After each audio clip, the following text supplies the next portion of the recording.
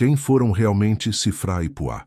Porque a história quase apagou completamente o registro de duas mulheres que fizeram o que nenhum general, nenhum profeta e nenhum rei havia feito até aquele momento. Desafiaram o homem mais poderoso da terra conhecida. Olharam nos olhos do faraó do Egito, o ser considerado divino por seu próprio povo, o Senhor absoluto de vida e morte sobre milhões de pessoas, e disseram não. Não uma vez, não num momento de impulso, mas repetidamente, sistematicamente, com uma coragem tão fria e tão calculada que enganaram o próprio trono do Egito, sem espadas, sem exércitos, sem milagres visíveis, apenas com suas mãos, suas palavras e uma fé que considerava a vida humana mais sagrada que qualquer decreto real.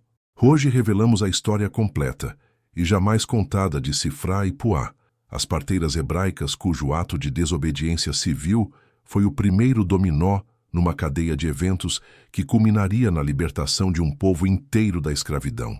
Sem elas, Moisés não teria sobrevivido. Sem Moisés, não haveria o Êxodo. Sem o Êxodo, não haveria Israel como nação. Duas mulheres, dois nomes quase esquecidos, um ato de coragem que mudou a história do mundo. Mas antes de começarmos, se esta é sua primeira vez aqui neste canal, considere pressionar o botão de curtir. Inscreva-se também se ainda não o fez. Seu apoio nos permite continuar trazendo este tipo de conteúdo para você. Compartilhe conosco também sua localização e o horário atual onde você está. Estamos construindo uma comunidade global bem aqui. Então, sem mais delongas, vamos começar. Para compreender o que Sifra e Puá fizeram, precisamos primeiro compreender o mundo em que viviam. O Egito do segundo milênio antes de Cristo não era apenas um reino poderoso, era a civilização mais avançada, mais organizada e mais absoluta do mundo conhecido. Suas pirâmides ainda estavam relativamente recentes na memória coletiva. Seu exército era incomparável. Sua burocracia administrativa era tão sofisticada que controlava cada aspecto da vida de milhões de pessoas, desde a quantidade de grão que um agricultor deveria entregar ao Estado até o número de tijolos que um escravo deveria produzir por dia.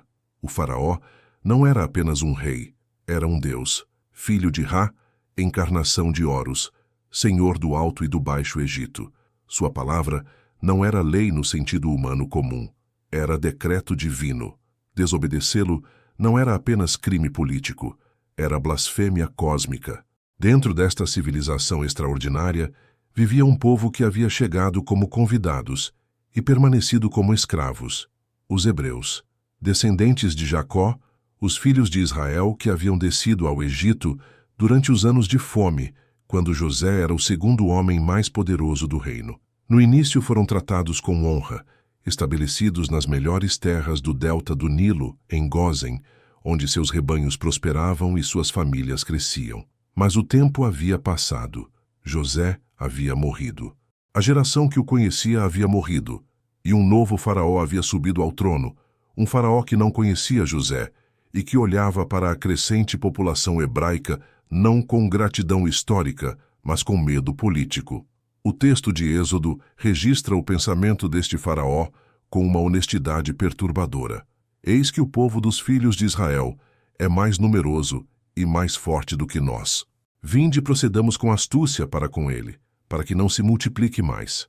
De outra forma, se vier alguma guerra, ele também se unirá aos nossos inimigos e pelejará contra nós e subirá da terra. O medo do faraó não era irracional dentro da sua lógica política. Um povo numeroso, coeso, com identidade própria, vivendo dentro de suas fronteiras, representava uma ameaça potencial. A solução que escolheu foi a que impérios escolhem quando o medo supera a humanidade. Subjugação sistemática. Trabalho forçado. Opressão calculada para quebrar o espírito de um povo antes que esse espírito se transformasse em resistência organizada. Os hebreus foram transformados em escravos, forçados a construir as cidades de Pitom e Ramessés para o faraó, submetidos a trabalho brutal sob supervisores egípcios que tinham poder absoluto sobre seus corpos. O texto sagrado diz que os egípcios os fizeram servir com rigor e amargaram a sua vida com dura servidão em barro e tijolos, e em toda a sorte de trabalho no campo. Toda a sorte de trabalho. Uma frase que abrange não apenas construção, mas tudo o que um regime de escravidão pode exigir de corpos humanos tratados como ferramentas. Mas aconteceu algo que o faraó não havia calculado. Quanto mais oprimiam o povo, mais ele se multiplicava. O texto é quase poético na sua ironia. E quanto mais o oprimiam, tanto mais se multiplicava e tanto mais se espalhava. O plano havia falhado. A opressão que deveria enfraquecer estava, de alguma maneira misteriosa, fortalecendo. A escravidão que deveria reduzir o número estava sendo respondida com nascimentos, como se a vida hebraica insistisse em continuar precisamente onde o poder egípcio insistia em sufocar. Foi neste contexto de fracasso do primeiro plano que o faraó escalou. Se o trabalho forçado não havia controlado o crescimento populacional, então seria necessário intervir diretamente no crescimento populacional. E a forma mais eficiente de fazer isso era eliminar os recém-nascidos do sexo masculino.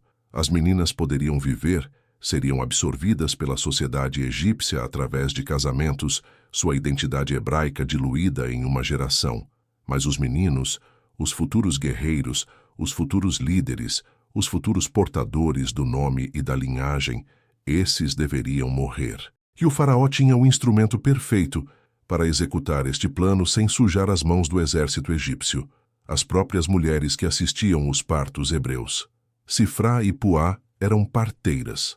No mundo antigo, a parteira não era apenas uma assistente de parto. Era uma figura de autoridade reconhecida na comunidade, uma mulher de conhecimento especializado que detinha o poder literal de vida sobre os recém-nascidos nas primeiras horas de sua existência. Conhecia ervas medicinais, técnicas de parto, maneiras de lidar com complicações. Era chamada nas horas mais vulneráveis da vida humana e sua presença determinava frequentemente quem sobrevivia e quem não sobrevivia ao nascimento. Numa sociedade sem hospitais, sem médicos acessíveis ao povo comum, a parteira era a linha entre a vida e a morte para mães e bebês. O faraó convocou Sifrá e Puá ao palácio. A própria convocação já era uma declaração de poder absoluto. Duas mulheres hebraicas, escravas numa terra estrangeira, chamadas à presença do homem considerado divino por sua própria civilização. O desequilíbrio de poder naquela sala era total e absoluto, e o decreto que o faraó pronunciou era simples na sua monstruosidade. Quando assistirdes às hebreias no seu parto e as virdes sobre os pés, se for filho, matai-o, mas se for filha, então viverá. A primavera no antigo Israel não era apenas uma estação, era um calendário de guerra. As chuvas diminuíam, os caminhos secavam, os exércitos se moviam. Era o tempo em que reis lideravam batalhas, em que homens de honra pegavam suas espadas e marchavam para defender ou expandir fronteiras. As Escrituras registram com uma simplicidade desconcertante o que seria o início de tudo. Na época em que os reis saíam para a guerra, Davi enviou Joabe, seus servos, e todo o Israel. E Davi ficou em Jerusalém. Essa linha, essa única linha, carrega o peso de uma tragédia inteira. Davi ficou. Os guerreiros foram. Urias foi, Elião foi. Os homens que protegiam Batseba, que definiam seu mundo, que garantiam sua segurança, todos foram. E o rei ficou. Estudiosos debateram por séculos o que isso significa. Alguns sugerem que Davi estava doente, outros que estava entediado, outros ainda que havia algo de desordem espiritual naquele momento, uma lassidão de alma que precede as maiores quedas. O fato é que o homem, segundo o coração de Deus, estava onde não deveria estar, fazendo o que não deveria fazer, olhando para o que não deveria ver. Era tarde da noite quando Davi levantou de sua cama e caminhou pelo terraço do palácio. O que ele buscava naquela caminhada noturna, as Escrituras não dizem. Talvez o frescor do ar, talvez o silêncio que o palácio cheio de dia não oferecia, talvez apenas o movimento, o corpo pedindo o que a alma estava recusando. E então ele viu. Uma mulher se banhava, e a mulher era muito formosa. Aqui a narrativa bíblica faz algo extraordinário. Ela não diz que Batseba estava se exibindo. Não diz que ela sabia que estava sendo observada. Não diz que havia sedução em seu gesto. Diz apenas que ela se banhava, um ato de higiene, um ato privado, um ato que toda mulher realizava, e que foi transformado em pretexto para o que viria a seguir. Davi mandou perguntar quem era ela.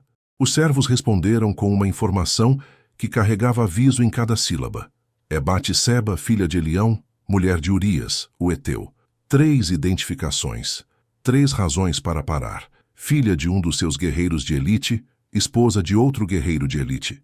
Uma mulher completamente inserida no círculo de lealdade que sustentava seu reino. Os servos não estavam apenas respondendo uma pergunta. Estavam dizendo, da única forma que podiam dizer a um rei, que aquele caminho era errado. Davi mandou buscá-la assim mesmo. E aqui chegamos à pergunta que dividiu teólogos, historiadores e leitores por milênios. O que aconteceu quando Batseba chegou ao palácio? As escrituras dizem que Davi a tomou, que ele estava com ela, que ela voltou para sua casa. A linguagem é mínima, quase clínica, como se o texto recusasse a detalhar o horror implícito naquelas palavras. Mas a linguagem hebraica original, estudada por especialistas, usa termos que em outros contextos bíblicos descrevem captura, tomada pela força, ação unilateral. Batseba não foi convidada, foi mandada buscar. Não entrou no palácio como igual, entrou como súdita diante de seu rei. Num mundo onde a palavra do rei era lei absoluta, onde recusar o soberano poderia significar morte, onde a hierarquia entre um monarca e uma mulher comum era tão vasta quanto o abismo, a pergunta sobre consentimento assume contornos que o mundo moderno ainda está aprendendo a nomear. Ela não tinha como dizer não, e talvez com toda a inteligência que herdou de seu avô Ahitofel, soubesse exatamente disso. O que Batseba sentiu naquela noite, as escrituras silenciam. Não há registro de suas palavras, de suas lágrimas, de sua reação.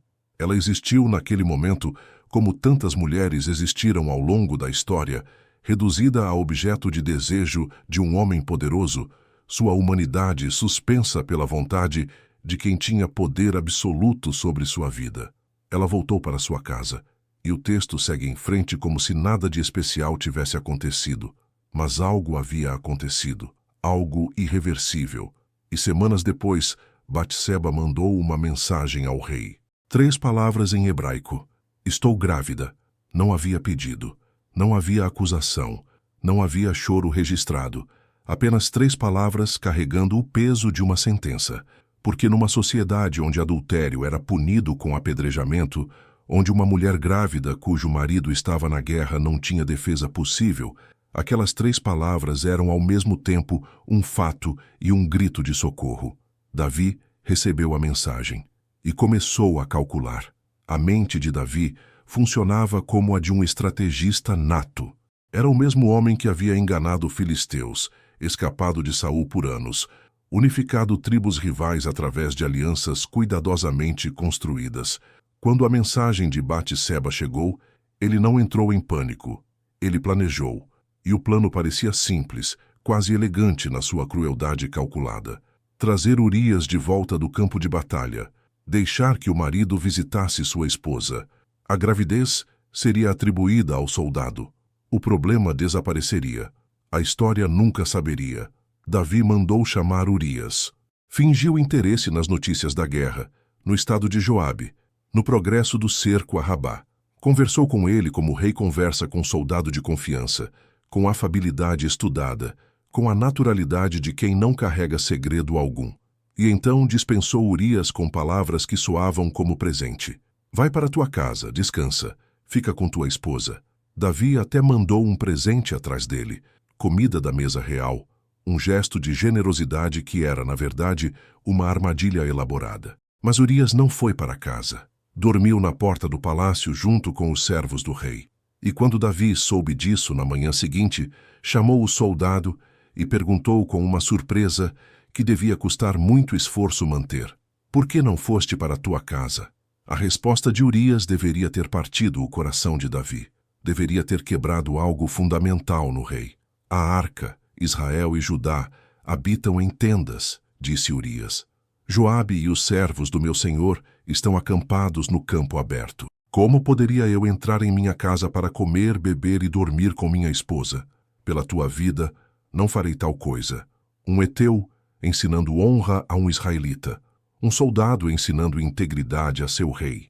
Urias, o estrangeiro, compreendia algo sobre lealdade que Davi havia esquecido naquela primavera de ociosidade. Enquanto seus irmãos de armas dormiam no chão frio do campo de batalha, ele não conseguia imaginar desfrutar do conforto de sua casa. Era um homem de palavra absoluta, de código inabalável, de honra que não negociava com conveniência. Davi tentou mais uma vez. Pediu que Urias ficasse mais um dia em Jerusalém. Dessa vez, convidou-o para jantar no palácio. Fez o soldado beber até embriagar-se, apostando que o vinho faria o que a razão havia recusado. Mas mesmo bêbado, Urias não foi para casa. Dormiu novamente entre os servos do rei. Sua integridade era mais forte que o vinho de Davi, mais forte que a manipulação de um rei, mais forte, talvez, que o próprio instinto de sobrevivência. Davi compreendeu que o plano havia falhado, e então cruzou uma linha que não teria retorno. Escreveu uma carta para Joabe, o general do exército, e entregou a carta na mão do próprio Urias para que ele a levasse ao fronte. Urias carregou sua própria sentença de morte sem saber. A carta dizia algo que arrepia qualquer leitura. Colocai Urias na frente da batalha mais intensa. Depois recuai dele, para que seja ferido e morra. Davi usou a lealdade de Urias como arma contra ele. Usou a honra do soldado para garantir sua morte. Usou a confiança de um homem íntegro para executar um assassinato com as mãos do exército inimigo. Joabe obedeceu. Urias foi posicionado onde as flechas eram mais densas, onde os guerreiros de Rabá eram mais ferozes. E Urias, o heteu, um dos 37 mais valentes de Israel, morreu. Não como herói celebrado em batalha justa. Morreu como vítima de uma conspiração urdida pelo mesmo rei que ele havia servido com vida inteira. Morreu sem saber que estava sendo assassinado. Morreu carregando a carta que ordenava sua execução. A mensagem chegou a Davi. Urias, o heteu, também está morto. E Davi respondeu a Joabe com palavras que congelam o sangue em qualquer leitura cuidadosa.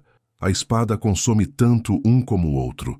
Reforça o teu combate contra a cidade, como se a morte de Urias fosse acidente de guerra, como se não houvesse sangue nas mãos do rei, como se a vida de um homem honesto valesse apenas uma frase de conforto diplomático para o general. E então, o texto bíblico registra algo que parece quase obsceno na sua frieza. Quando a mulher de Urias ouviu que seu marido havia morrido, fez luto por ele. Uma linha. O luto de Batseba cabe em uma linha. Uma mulher que perdeu seu marido, talvez o único homem que genuinamente a protegia, que ficou viúva grávida num mundo onde viúvas grávidas estavam à mercê de qualquer julgamento, que sabia, no fundo de sua inteligência afiada, que a morte de Urias não havia sido acidente. Uma linha de luto, como se sua dor fosse detalhe secundário na história de um rei. Quando o tempo de luto passou, Davi mandou buscá-la. Desta vez, não como objeto de desejo. Desta vez como solução para o problema que ele mesmo havia criado. Batseba foi levada para o palácio e tornou-se esposa de Davi. A criança nasceria dentro do casamento real. O escândalo seria evitado. A narrativa pública seria controlada. Mas as Escrituras encerram esse capítulo com uma frase que ecoa como trovão sobre toda a história. A coisa que Davi tinha feito desagradou ao Senhor. Deus havia visto tudo, e o julgamento estava a caminho. O profeta Natã chegou ao palácio sem anunciar catástrofe. Chegou com uma história. Era o método dos profetas, envolver a verdade em narrativa até que o ouvinte a reconhecesse antes de perceber que estava se julgando a si mesmo. Natã contou a Davi sobre 2 homens numa cidade. Um rico, dono de muitos rebanhos. Um pobre, dono de uma única cordeirinha que criava como filha, que comia de seu prato, bebia de seu cálice, dormia em seu peito. E quando um viajante chegou à casa do rico, o homem abastado recusou sacrificar qualquer um de seus próprios animais. Tomou a cordeirinha do pobre e a preparou para seu hóspede. Davi ardeu de indignação. O homem que fez isso merece morrer, declarou o rei, e deve restituir a cordeirinha em quádruplo, Por que fez tal coisa e não teve compaixão? As palavras saíram de sua boca com a certeza de quem julga sem saber que está sendo julgado. E então Natã apontou para ele com a precisão de uma flecha encontrando seu alvo. Tu és o homem. O que se passou dentro de Davi naquele momento, as Escrituras permitem que imaginemos através do Salmo 51 aquele grito de arrependimento que atravessa milênios com sua honestidade devastadora. Tem misericórdia de mim, ó Deus. Apaga as minhas transgressões, lava-me completamente da minha iniquidade, porque eu conheço as minhas transgressões e o meu pecado está sempre diante de mim. Contra ti, só contra ti pequei. As palavras de um homem despedaçado, de um rei que finalmente enxergou o abismo entre quem havia sido e o que havia feito. Mas o arrependimento de Davi não poderia desfazer o que havia sido feito. Natã anunciou as consequências com a frieza de quem entrega não julgamento próprio, mas decreto divino. A espada nunca se afastará da tua casa. O mal que fizeste em segredo será feito contra ti em público. E a criança que nasceu da união com Batseba, disse Natã, certamente morrerá. E aqui as Escrituras fazem algo extraordinário. Pela primeira vez desde o início de toda essa tragédia, o texto registra a reação de Batseba não como coadjuvante, mas como mãe. A criança adoeceu. Davi jejuou e chorou e se prostrou diante de Deus por 7 dias. Os servos tentaram convencê-lo a comer, mas ele recusou. E quando a criança morreu no 7º dia, os servos temiam contar ao rei, imaginando que poderia fazer algo extremo ao saber da notícia. Mas Davi percebeu pelo sussurro dos servos que a criança havia morrido, levantou do chão, lavou o rosto, adorou a Deus e pediu comida.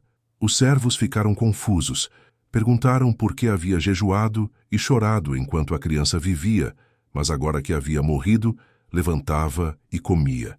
E Davi respondeu com uma das frases mais teologicamente densas do Antigo Testamento. Enquanto a criança vivia, eu jejuava e chorava, porque pensava, quem sabe se Deus me terá compaixão e a criança viverá.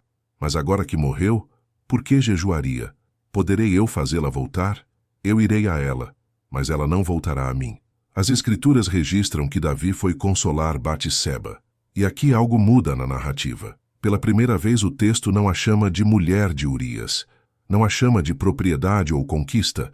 Davi foi até ela, esteve com ela, e ela deu à luz um filho. E Davi chamou seu nome de Salomão. E o Senhor amou ao menino. O próprio Deus enviou uma mensagem através do profeta Natã com um nome especial para a criança, Gedidias, amado do Senhor. Num momento onde tudo havia sido perda e julgamento e morte, Deus inseriu amor. Não como aprovação do que havia acontecido, não como esquecimento do pecado, mas como declaração de que aquela criança, nascida em meio ao caos moral de seus pais, carregava propósito divino que transcendia as circunstâncias de sua concepção. Salomão seria o filho escolhido, e Batseba seria a mãe do rei mais glorioso que Israel jamais conheceria. Os anos seguintes no palácio de Davi foram de turbulência crescente. As palavras de Natã se cumpriram com precisão assombrosa. Amnon, filho de Davi, violentou Tamar, sua meia-irmã. Absalão, irmão de Tamar, assassinou Amnon em vingança e depois liderou uma rebelião que quase derrubou o próprio Davi do trono. A família real se despedaçava de dentro para fora, cada tragédia ecoando a profecia pronunciada naquele dia em que Natã apontou o dedo para o rei. A espada nunca se afastará da tua casa. Batseba navegou esse caos com a inteligência silenciosa que a havia definido desde o início.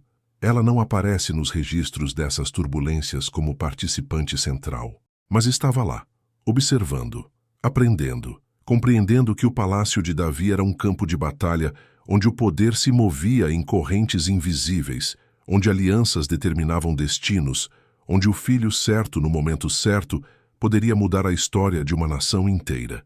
E ela tinha um filho que Deus havia declarado amado antes mesmo de aprender a falar. Davi envelheceu.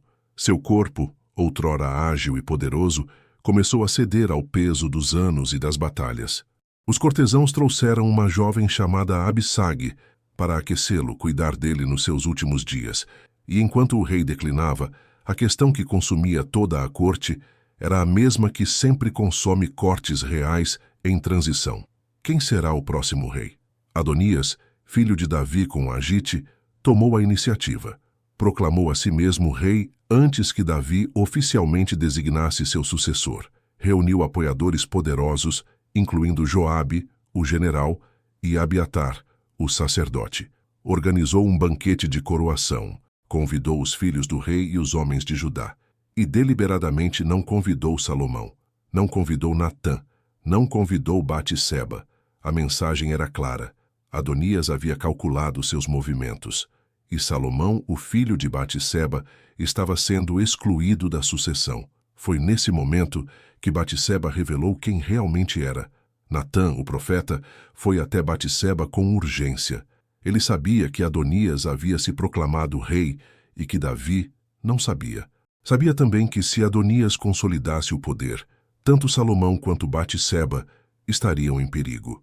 Reis que chegam ao trono por usurpação não costumam deixar vivos os rivais e as mães dos rivais. Natã tinha um plano e precisava de Batseba para executá-lo. O plano era simples na sua arquitetura, mas exigia precisão absoluta na execução. Batseba entraria primeiro na câmara do rei.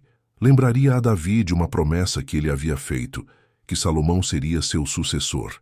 Enquanto ela ainda estivesse falando com o rei, Natã entraria e confirmaria a mesma informação. 2 testemunhos. Pressão dupla sobre um rei envelhecido cujos dias estavam contados. Batseba entrou na câmara de Davi. O rei que havia tomado tudo dela, que havia matado seu marido, que havia transformado sua vida em tragédia, e depois em palácio, e depois em silêncio de anos, estava ali, frágil, ancião, coberto de mantas mesmo no calor, sendo aquecido por uma jovem que nunca havia conhecido como esposa de verdade. Toda a distância entre o que Davi havia sido e o que era agora cabia naquela câmara. E Batseba falou: Meu senhor, tu juraste a tua serva pelo Senhor teu Deus que Salomão, teu filho, reinaria depois de ti e se sentaria no teu trono.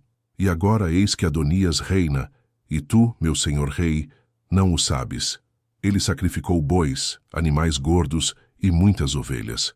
Convidou todos os filhos do rei, Abiatar o sacerdote e Joabe o general, mas a teu servo Salomão não convidou. E tu, meu senhor rei, os olhos de todo Israel estão sobre ti, para que lhes declares quem se sentará no trono depois de ti. De outra forma, acontecerá que quando meu senhor o rei dormir com seus pais, eu e meu filho Salomão seremos considerados culpados. Cada palavra calculada, cada frase posicionada com a precisão de quem passou anos aprendendo como o poder funciona dentro de um palácio. Ela não suplicou, não chorou, não apelou para a emoção ou para a história entre eles. Apresentou fatos, lembrou promessa, apontou consequências. Falou como alguém que havia observado o suficiente para saber exatamente como mover um rei cansado na direção certa. Natã entrou enquanto ela ainda falava. Confirmou tudo. Davi ouviu os dois. E então, o rei que havia estado deitado, coberto de mantas, distante do mundo que havia construído, sentou-se e jurou: Pelo Senhor que resgatou minha alma de toda angústia, como jurei por ele pelo Senhor Deus de Israel, que Salomão teu filho reinará depois de mim e se sentará no meu trono no meu lugar, assim farei hoje. Batseba se prostrou com o rosto em terra, se inclinou diante do rei e disse apenas isto: Viva para sempre meu senhor o rei Davi. 4 palavras de reverência que carregavam décadas de complexidade. Uma mulher que havia sido tomada, usada, viuvada, que havia perdido seu primeiro filho, que havia sobrevivido às turbulências de uma família real em colapso, agora se inclinava diante do homem que havia causado tudo aquilo para garantir o futuro do filho que restava. Salomão foi ungido naquele mesmo dia, montado na mula do próprio Davi. Acompanhado por Zadok, o sacerdote, Natã, o profeta, e os Giborim, os guerreiros de elite, os mesmos que haviam sido o mundo do pai de Batseba e o mundo de Urias. O povo tocou trombetas e gritou: Viva o rei Salomão! O grito foi tão alto que a terra tremeu com o som. Adonias e seus convidados ouviram o barulho do banquete se transformar em coroação de outro rei. Seu golpe havia falhado antes mesmo de começar. Davi morreu pouco depois, e Salomão assumiu o trono de Israel. E então acontece algo que os leitores frequentemente passam sem perceber. Adonias foi até Batseba com um pedido. Queria Abisag, a jovem que havia cuidado de Davi nos últimos dias como esposa.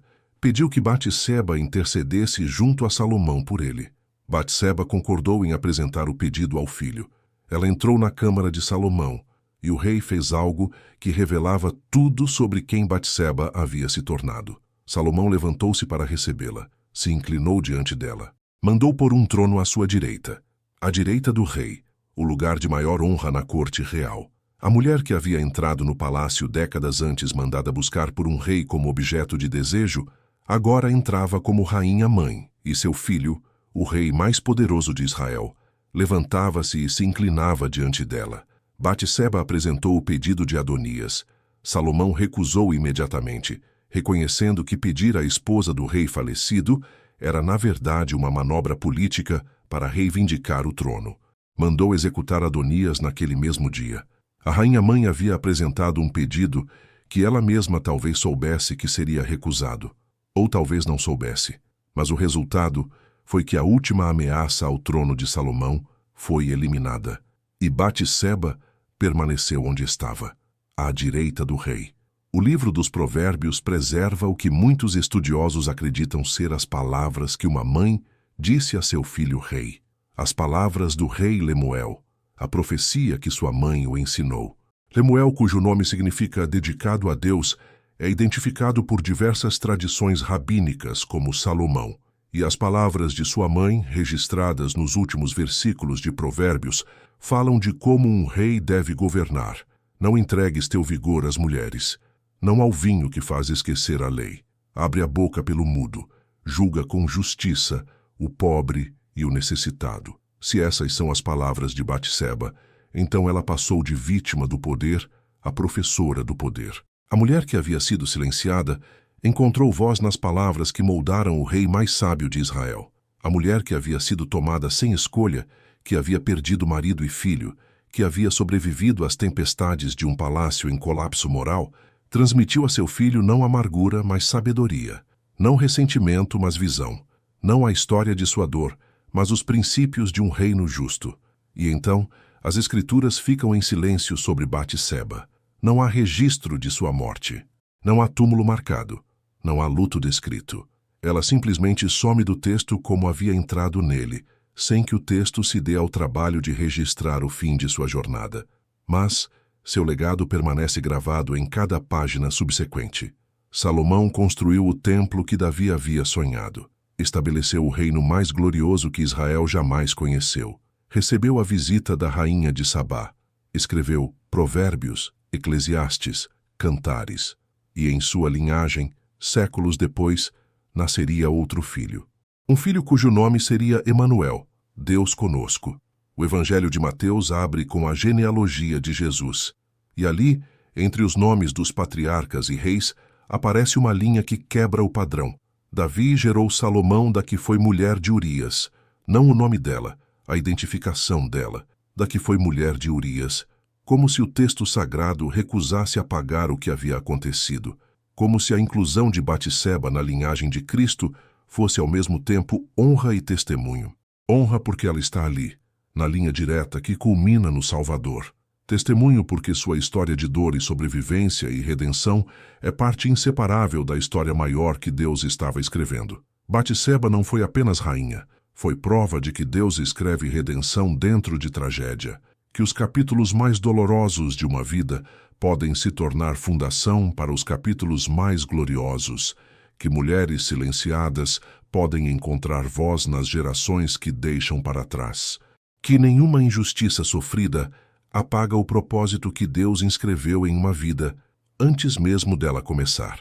A rainha que a história silenciou nunca foi silenciada por Deus, e seu nome, preservado no primeiro capítulo do primeiro Evangelho, continua sendo pronunciado toda vez que alguém conta a história do filho que veio ao mundo para redimir tudo que estava quebrado, inclusive as histórias que o mundo preferiu esquecer.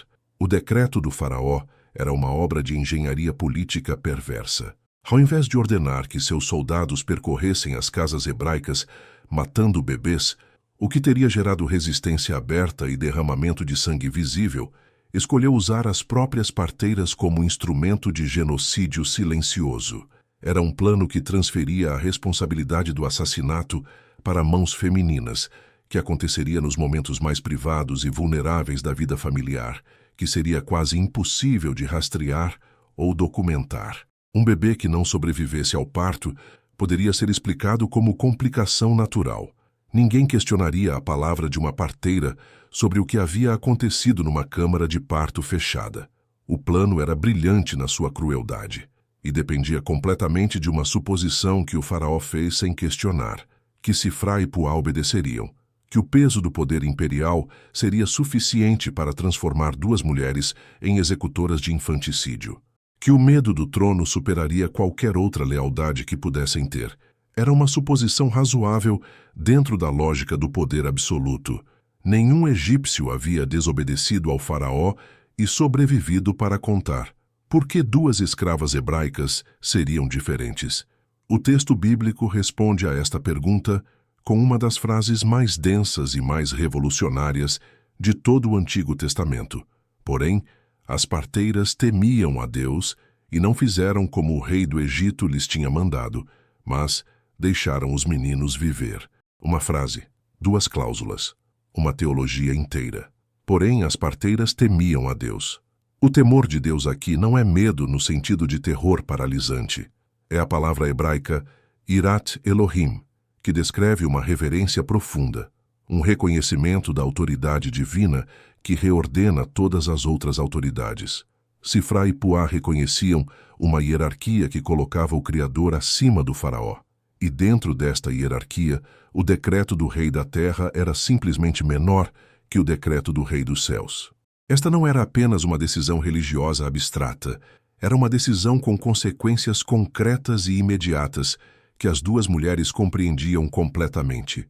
Desobedecer ao faraó no Egito Antigo não resultava em prisão ou multa, resultava em morte, potencialmente morte por tortura, como exemplo público para outros que pudessem considerar resistência semelhante. Sifrá e Puá sabiam o que arriscavam e escolheram arriscar assim mesmo, porque havia algo que temiam mais que a morte nas mãos do faraó.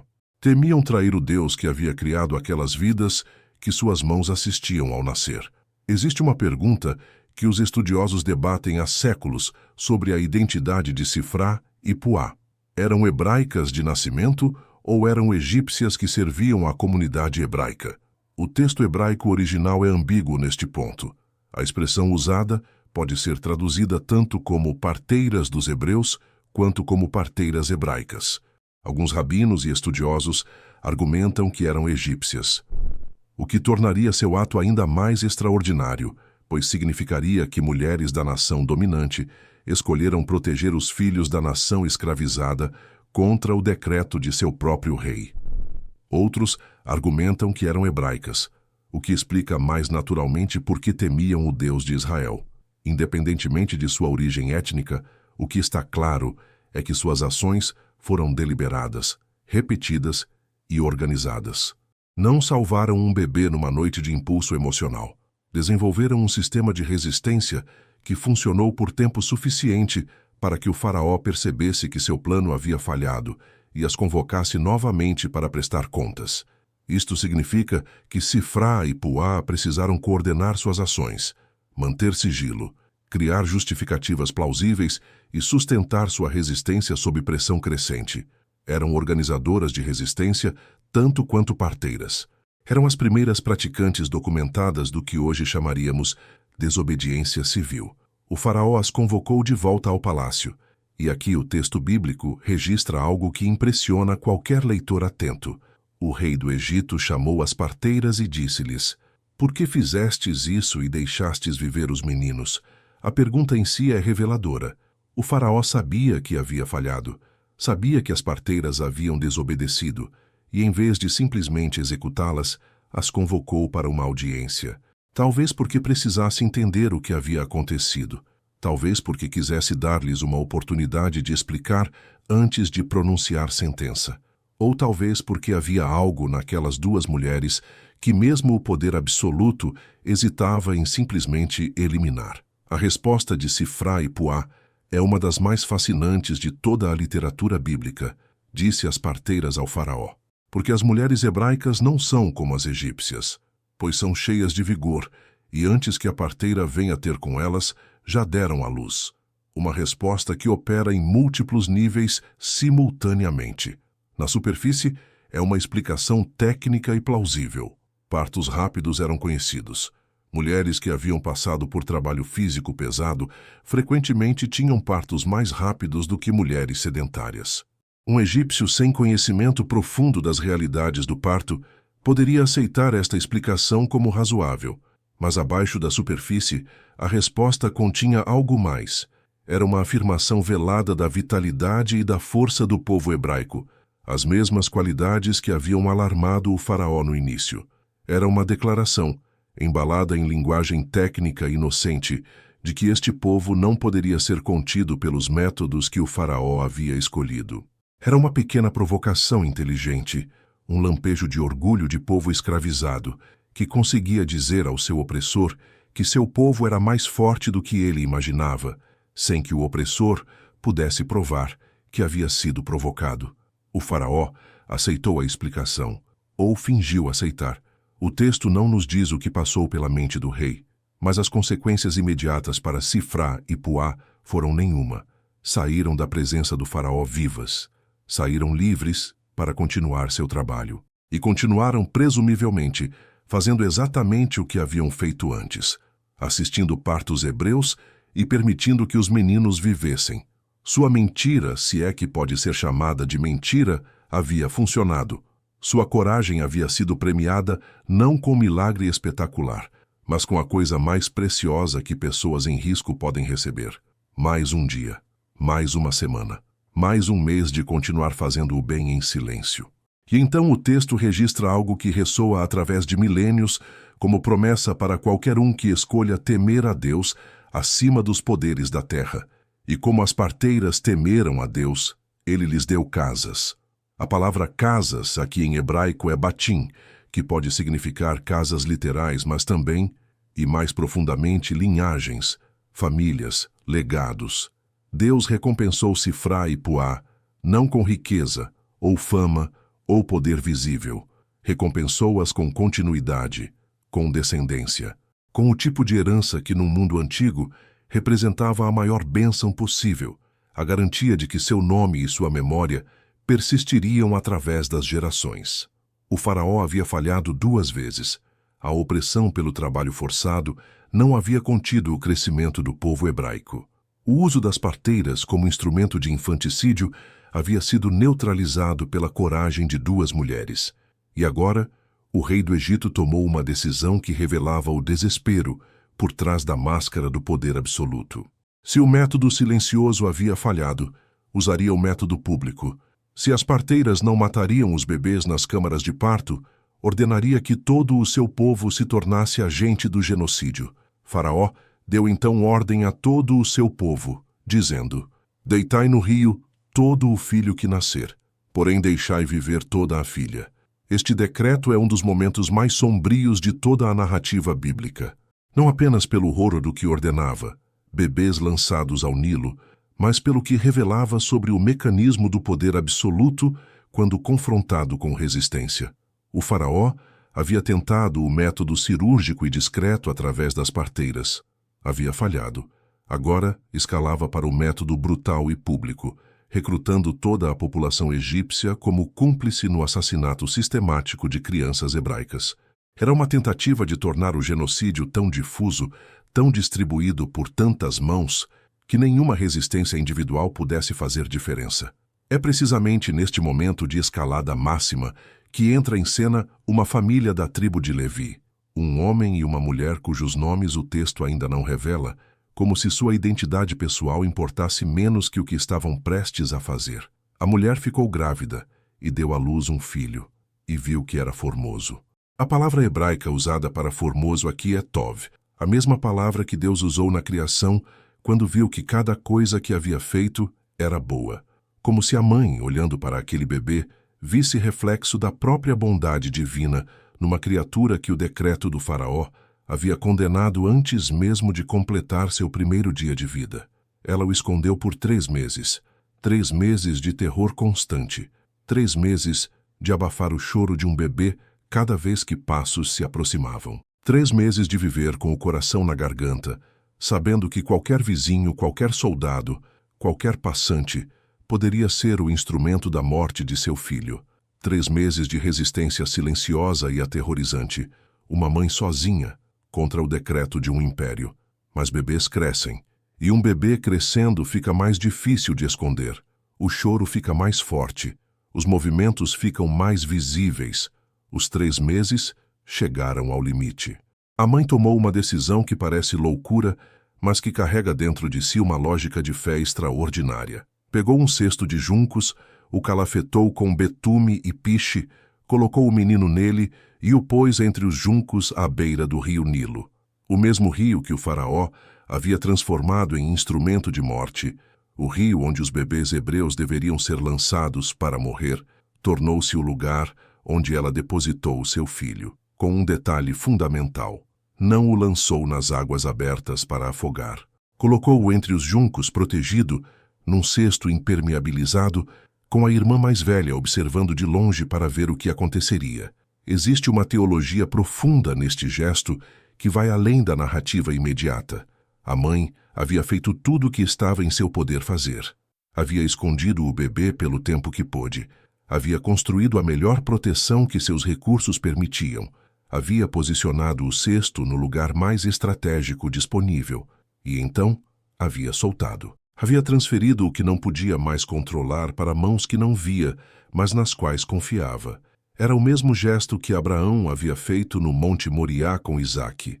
O mesmo gesto que José havia feito no fundo da cisterna quando seus irmãos o venderam. O gesto fundamental da fé bíblica, fazer tudo o que está ao seu alcance e então abrir as mãos para o que está além do seu alcance. A irmã do bebê observava de longe. Seu nome também ainda não foi revelado pelo texto, mas a tradição a identifica como Miriam, que se tornaria profetisa e líder do povo ao lado de Moisés décadas depois. Naquele momento ela era apenas uma menina, de idade suficiente para entender o perigo, mas jovem o suficiente para que sua presença à beira do rio não levantasse suspeitas imediatas. Observava, esperava, não sabia o que esperava, mas permanecia ali, fiel à vigília que sua mãe havia lhe confiado.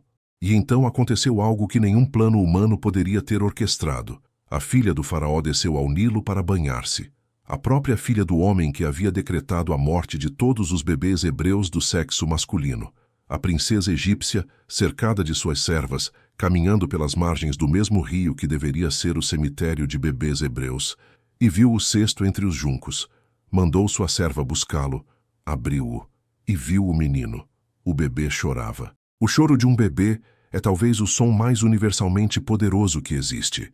Atravessa barreiras de idioma, de cultura, de classe social, de inimizade política. É o som da vida em sua forma mais vulnerável e mais indefesa, clamando por proteção. A filha do faraó ouviu aquele choro, e o texto registra sua reação com uma simplicidade que carrega todo o peso do momento. E ela teve compaixão dele. 5 palavras. Uma decisão que mudou a história do mundo. Ela reconheceu imediatamente que o bebê era hebraico. Não havia como não reconhecer. As circunstâncias eram óbvias. Um bebê num cesto impermeabilizado entre os juncos do Nilo era precisamente o que parecia ser uma mãe desesperada tentando salvar seu filho do decreto de morte. A filha do faraó sabia que estava olhando para a vítima pretendida do decreto de seu próprio pai, e mesmo assim teve compaixão. Mesmo assim, escolheu proteger em vez de denunciar. Mesmo assim, colocou a vida de um bebê acima da lealdade ao decreto imperial. Foi neste momento que Miriam se moveu. A menina que havia observado de longe avançou com uma ousadia extraordinária para sua idade e sua posição. Aproximou-se da princesa egípcia, a filha do homem mais poderoso da terra, e fez uma pergunta que era ao mesmo tempo inocente em sua forma e audaciosa em seu conteúdo. Quer que eu vá chamar uma ama das mulheres hebraicas para amamentar o menino? A pergunta pressupunha que a princesa já havia decidido salvar o bebê. Não perguntou se queria salvar. Perguntou como. Era uma suposição estratégica, um convite para que a princesa confirmasse uma decisão que Miriam havia presumido como certa, antes mesmo que fosse pronunciada. A filha do faraó disse, vai, e Miriam foi buscar a própria mãe do bebê. A mulher que havia colocado seu filho no cesto com o coração partido, agora se aproximava da princesa egípcia para ouvir palavras que devem ter soado como ressurreição. Toma este menino e amamenta-o para mim, e eu te darei o teu salário. A mãe seria paga para amamentar seu próprio filho. O império que havia decretado a morte do bebê pagaria pela sua sobrevivência. O rio que deveria ser seu túmulo havia se tornado o caminho para o palácio. E o decreto do faraó havia sido subvertido não por força militar, nem por intervenção divina espetacular, mas pela compaixão de sua própria filha e pela coragem de uma menina hebraica que havia apostado tudo numa pergunta certa no momento certo.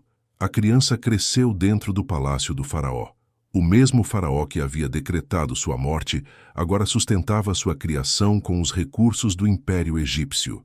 Era uma ironia tão profunda que parecia impossível de ter sido planejada por qualquer mente humana. E de fato não havia sido. Era o tipo de reviravolta que a narrativa bíblica reconhece como marca registrada da ação divina, a capacidade de Deus de usar precisamente os instrumentos do mal para produzir o bem que o mal tentava destruir. O faraó havia tentado usar o Nilo como tumba. Deus havia usado o Nilo como berço. A filha do faraó deu ao menino o nome de Moisés. A explicação que o texto oferece é que o nome vem do verbo hebraico masha, tirar das águas. Ela o tirou das águas. Porém, existe uma camada adicional de significado que estudiosos identificaram ao longo dos séculos. Em egípcio antigo, o elemento mose, ou meses, significa filho, e aparece em nomes reais egípcios como Tutmoses, filho de Tot, e Ramessés, filho de Ra. A filha do faraó pode ter dado ao menino um nome egípcio que soava como nome hebraico, ou vice-versa. O nome em si carregava ambiguidade de identidade que definiria toda a vida de Moisés. Um homem entre dois mundos, pertencente completamente a nenhum deles, e chamado precisamente por isso para ser ponte entre eles. Mas antes de seguirmos para Moisés, precisamos voltar para onde esta história começou, para Sifra e Puá, porque existe uma conexão entre o ato das parteiras e o nascimento de Moisés que o texto bíblico estabelece de maneira deliberada e que raramente é explorada em sua profundidade completa. O texto de Êxodo registra que após a desobediência das parteiras e a bênção divina sobre elas, o povo se multiplicou e se fortaleceu muito, e imediatamente a seguir, sem pausa, sem capítulo novo, vem o nascimento de Moisés. A sequência narrativa não é acidental. A multiplicação do povo que as parteiras tornaram possível ao salvar os meninos hebreus criou o contexto dentro do qual Moisés nasceu. Sifra e Puá não apenas salvaram bebês, preservaram a geração da qual o libertador viria. Existe ainda outra conexão mais específica e mais perturbadora. Algumas tradições rabínicas identificam Sifra como a própria mãe de Moisés, Joquebede, e Puá como Miriam, sua irmã. Se esta identificação estiver correta, então as mesmas mulheres que desobedeceram ao faraó no decreto de infanticídio são as mesmas que colocaram o bebê no cesto e observaram da margem e negociaram com a princesa egípcia. Seriam as heroínas de toda a narrativa de resistência do início ao fim, aparecendo em papéis diferentes, mas movidas pela mesma coragem e pela mesma fé. Esta identificação não é universalmente aceita pelos estudiosos, mas a sua possibilidade adiciona uma camada de coerência narrativa à história que a torna ainda mais extraordinária. Outras tradições rabínicas identificam Puá como a própria Miriam, a irmã de Moisés, e descrevem que o apelido Puá havia sido dado a ela porque ela gritava em favor das crianças, intercedendo em oração por cada bebê que assistia ao nascer. A palavra Puá em hebraico está relacionada a gritar, a clamar, a fazer soar a voz, uma parteira que gritava pela vida dos bebês que o faraó havia condenado ao silêncio eterno. A imagem é poderosa. Uma mulher cujo nome era o som da intercessão, cujo trabalho era transformar o decreto de morte em possibilidade de vida. O que todas estas tradições, sejam ou não historicamente precisas, confirmam é que a comunidade hebraica reconhecia em Sifra e Puá algo muito maior que duas profissionais de saúde fazendo seu trabalho.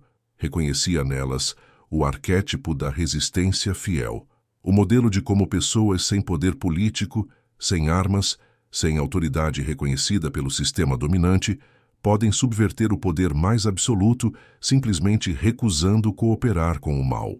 Sifra e Puá tornaram-se símbolos permanentes de que o temor a Deus é mais poderoso que o temor ao faraó, que a lealdade à vida é mais forte que a obediência ao decreto de morte.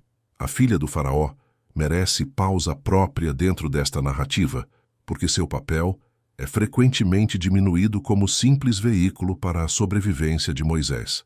Mas ela foi muito mais que isso. Ela foi uma mulher que exerceu agência moral dentro de um sistema que havia sido construído para eliminar tal agência. A filha do homem mais poderoso do mundo não tinha que pedir permissão para salvar um bebê. Tinha o poder de simplesmente fazê-lo, e o exerceu, sem deliberação visível, sem consulta a conselheiros, sem pesagem de consequências políticas. Ouviu o choro, teve compaixão, agiu. A tradição judaica posterior deu a ela o nome de Batiá, que significa filha de Deus, não filha do faraó, que era seu título oficial, filha de Deus, que era sua identidade moral. O Talmude registra que Deus disse a ela: Moisés não era teu filho, e ainda assim o chamaste de filho. Também eu, embora Israel não seja meu filho, os chamarei de filhos. A adoção de Moisés pela filha do faraó tornou-se, na tradição rabínica, um espelho da adoção de Israel por Deus. Uma mulher egípcia que escolheu ser mãe de um filho hebraico tornou-se imagem do próprio Deus, escolhendo ser pai de um povo que não havia nascido de seus planos, mas de sua graça. Moisés cresceu no palácio com todos os privilégios da realeza egípcia. Foi educado em toda a sabedoria do Egito, como o livro de Atos registra séculos depois. Aprendeu a ler e escrever os hieróglifos sagrados. Estudou matemática, astronomia, arquitetura, administração. Conheceu os rituais do templo, as estratégias militares, os protocolos diplomáticos. Tornou-se, nas palavras de Atos, poderoso em palavras e obras. O menino que deveria ter sido lançado no Nilo estava sendo preparado pelo próprio sistema, que havia tentado eliminá-lo para a missão que um dia o colocaria de volta diante do trono do Egito. Desta vez não como bebê desamparado, mas como porta-voz do Deus que havia orquestrado sua sobrevivência desde o princípio. Mas Moisés nunca esqueceu quem era. O texto registra que, quando cresceu, saiu ter com seus irmãos e viu as suas cargas pesadas. A palavra irmãos, aqui, não é metáfora. Era reconhecimento de identidade. Dentro do palácio do faraó, criado como príncipe egípcio, Moisés sabia que era hebraico. Sabia que aqueles homens curvados, sob o peso dos tijolos, eram seu povo. Sabia que a escravidão que observava de dentro do palácio era a mesma escravidão da qual sua própria mãe o havia salvado num cesto de juncos às margens do Nilo. E esta consciência dupla, de pertencer ao mundo do opressor enquanto sabia que era filho do oprimido, foi a tensão que eventualmente o expulsou do palácio e o colocou no caminho que levaria ao Monte Sinai e ao Êxodo. Tudo isso foi possível porque duas mulheres disseram não. Porque Sifra e Puá olharam para o decreto do faraó e escolheram obedecer a uma autoridade maior. Porque a filha do faraó ouviu o choro de um bebê e permitiu que a compaixão fosse mais forte que a lealdade ao poder de seu pai. Porque uma menina hebraica teve a coragem de se aproximar da princesa e fazer a pergunta certa. Porque uma mãe depositou seu filho nas águas do Nilo e abriu as mãos para o que não podia controlar. Cada uma destas mulheres, em seu momento específico, com seus recursos específicos, escolheu a vida sobre a obediência ao decreto de morte. E suas escolhas somadas produziram um resultado que nenhuma delas poderia ter previsto ou planejado individualmente. A história de Sifrá e Puá não termina com sua breve aparição nos primeiros capítulos de Êxodo.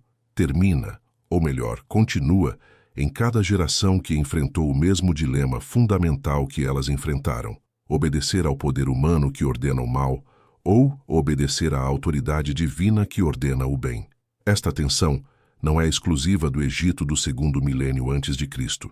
É a tensão central de qualquer sociedade, onde o poder humano exige cumplicidade com a injustiça.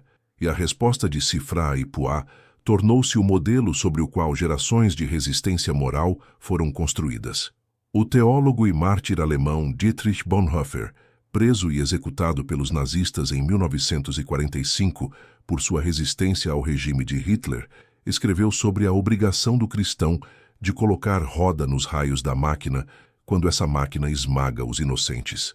Ele não citou Sifrá e Puá explicitamente, mas o princípio que articulou era o mesmo que duas parteiras hebraicas haviam praticado 3.000 anos antes: que existe uma lei acima da lei humana, que quando o decreto do Estado contradiz o decreto divino sobre a santidade da vida humana, a obediência a Deus não é apenas permitida, mas exigida, que o silêncio diante da injustiça institucionalizada é em si uma forma de cumplicidade. As parteiras hebraicas tornaram-se figura central na teologia da resistência justa, precisamente porque seu ato não foi violência.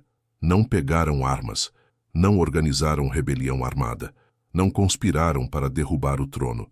Simplesmente recusaram participar do mal que lhes foi ordenado. E mantiveram essa recusa com coragem suficiente para sustentá-la quando convocadas a prestar contas diante do poder que haviam desobedecido. Sua forma de resistência era aquela que qualquer pessoa em qualquer posição pode exercer: a recusa de fazer o mal que o sistema exige, mesmo quando o custo dessa recusa é alto. Existe uma dimensão desta história que raramente é explorada, mas que carrega peso teológico significativo. Sifrá e Puá mentiram para o faraó. A explicação que deram sobre os partos rápidos das mulheres hebraicas era, na melhor das hipóteses, uma meia-verdade estratégica e, na pior, uma mentira deliberada para proteger sua resistência. E Deus as abençoou. Deus viu o que fizeram e deu-lhes casas, e o povo continuou a se multiplicar. Não há registro de reprovação divina pela mentira. Não há exigência de que tivessem dito a verdade ao faraó e aceito as consequências. O texto simplesmente registra a bênção sem qualificação. Isto perturbou teólogos ao longo dos séculos. Agostinho argumentou que a bênção foi dada apesar da mentira, não por causa dela.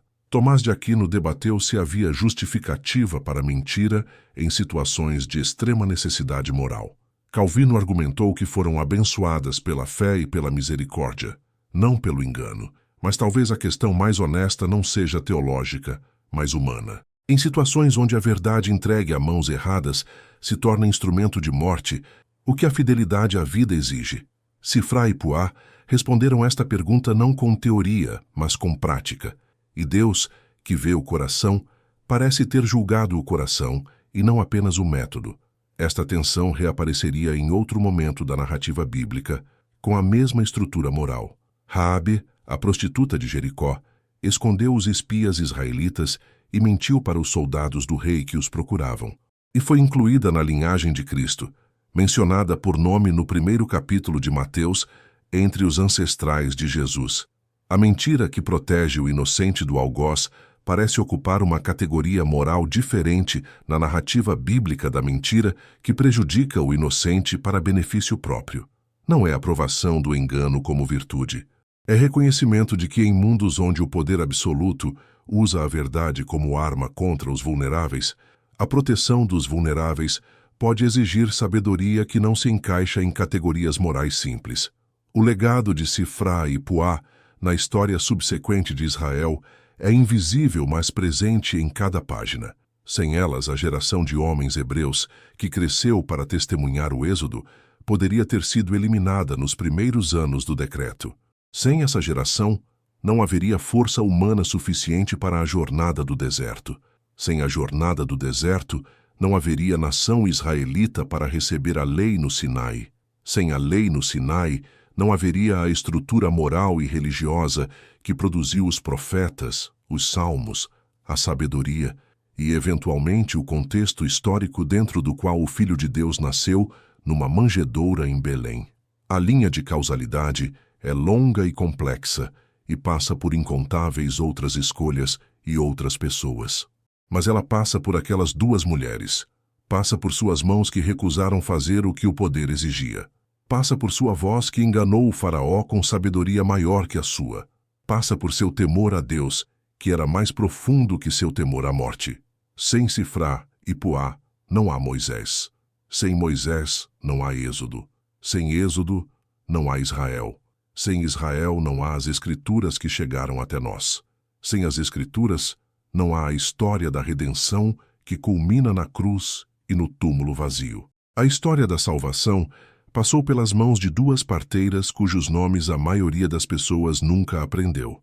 Esta é uma das verdades mais poderosas que a narrativa bíblica contém, que Deus escolhe com frequência perturbadora usar os menores, os mais invisíveis, os mais desconsiderados pelo poder, para executar os propósitos mais decisivos da história. Não porque o grande não possa ser usado, mas porque o pequeno demonstra de maneira mais clara que o poder que opera na história não é poder humano. É poder divino fluindo através de vasos humanos que escolhem, no momento decisivo, temer a Deus mais do que temer ao faraó. Sifrá e Puá aparecem em apenas 5 versículos de toda a Bíblia. 5 versículos, para nomes que merecem volumes, para coragem que merecia monumentos, para um ato que mudou a trajetória da história humana. E ainda assim, esses 5 versículos são suficientes para que seus nomes sejam os únicos da narrativa do Êxodo, além do próprio Moisés, que o texto registra com esta clareza antes dos grandes eventos do livro. O faraó permanece anônimo nestes capítulos. Nenhum nome, nenhuma identidade individual, apenas o título, o poder, o decreto. Mas as parteiras têm nomes: Sifrá, Puá.